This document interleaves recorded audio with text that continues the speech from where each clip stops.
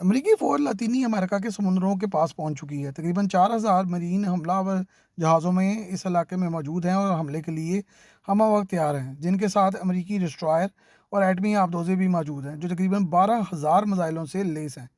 کشیدگی اس وقت بڑھی جب امریکی میرین نے کشتی کو تباہ کر دیا، جس میں 11 افراد سوار تھے۔ تمام افراد ہلاک ہو گئے، اور یہ انہوں نے امریکی صدر کے مطابق یہ سب ڈرگ مافیا کے لوگ تھے اور ڈرگز لے کر آ رہے تھے۔ امریکہ کی لاطینی امریکہ کے ممالک میں دراندازی کوئی نئی بات نہیں ہے۔ تاریخی لحاظ سے امریکہ جو ہے وہ Bolivia, Brazil, Chile, Guatemala, Dominican Republic, Haiti, Mexico, Nicaragua, Panama اور وینزویلا میں کئی مرتبہ حکومتیں اور رجیم چینج کرا چکا ہے، اور ایسے ایکشن جو ہیں وہ کھلے عام ہوتے رہے ہیں۔ ان ممالک کے لیڈروں کو امریکہ کی عدالتوں میں سزائیں دی گئیں، ان کے صدر، وزیر اعظم، جرنیل جو ہیں ان کو اٹھا کر امریکہ لا کر ان پہ الزامات لگا کر ان کو سخت سزائیں دی گئیں۔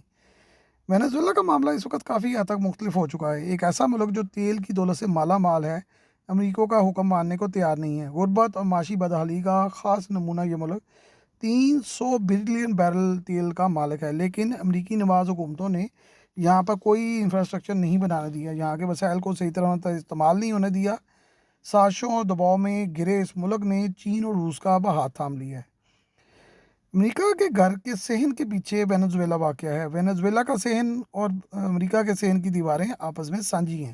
اب یہ سوچ لیجئے کہ امریکہ کو اس سے بہرحال کنسرن ہوگا کہ پہلے ایران آ گیا تھا، پھر اب چین آیا، اور روس بھی اب یہ سب ملک میں آ کر بیٹھ گیا ہے۔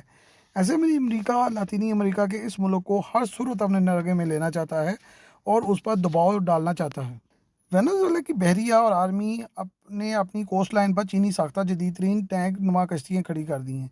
یہ انتہائی جدید ٹینک انتہائی تیز رفتار بوٹس پر لگائے گئے ہیں، جو ایک نیا آئیڈیا ہے، اور یہ زبردست فائر پاور رکھتے ہیں، جن کا مظاہرہ وینزویلا کی فوج نے ٹریننگ کر کے دکھایا ہے، اور یہی وہ ہتھیار ہے جو تائیوان پہ حملے کے لیے چین نے بنایا ہے۔ لیکن یہ ٹینک گہرے سمندروں میں بھی آسانی سے چل سکتا ہے اور جا کر حملہ آور ہو سکتا ہے۔ اس پر 105 ملی میٹر کی گنیں لگی ہوئی ہیں، جن سے فائر جو ہے وہ تقریباً 36 فائر جو ہیں یہ ایک ٹینک کر سکتا ہے فوری طور پہ۔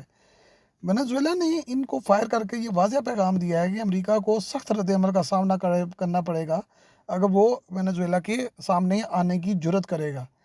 ایران نے بھی چند سال پہلے جدید ترین میزائل بورڈز دی تھی وینزویلا کو، جو کہ فراہم ہوئیں، اور ان میں جدید ترین دورمار میزائل اور دیگر میزائل لگے ہوئے ہیں۔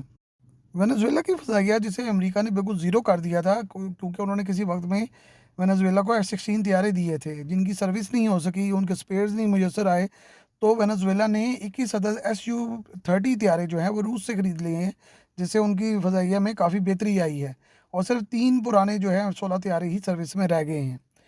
روس اور چین نے وسیع پیمانے پر وینزویلا کو دیگر ہتھیار بھی فراہم کیے ہیں، جن کی تفصیل بہرحال میسر نہیں ہے، لیکن وینزویلا کو اس وقت روس اور چین فل سپورٹ کر رہے ہیں، اور ایران بھی اس کی بہت زیادہ قریبی مدد کر رہا ہے۔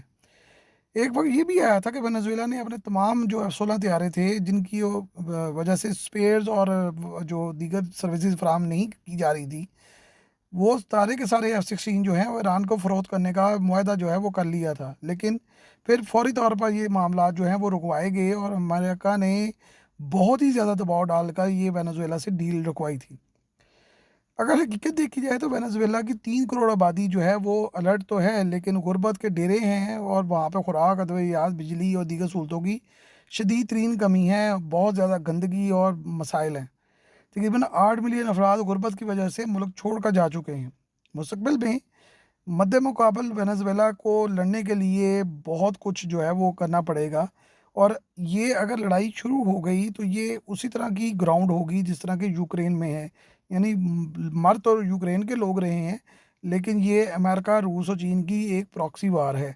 اگر وینزویلا اس جنگ میں چلا جاتا ہے تو پھر یہ وہی پراکسی وار چلے گی، اور اس کے اپنے ہی ملک کا نقصان ہوگا۔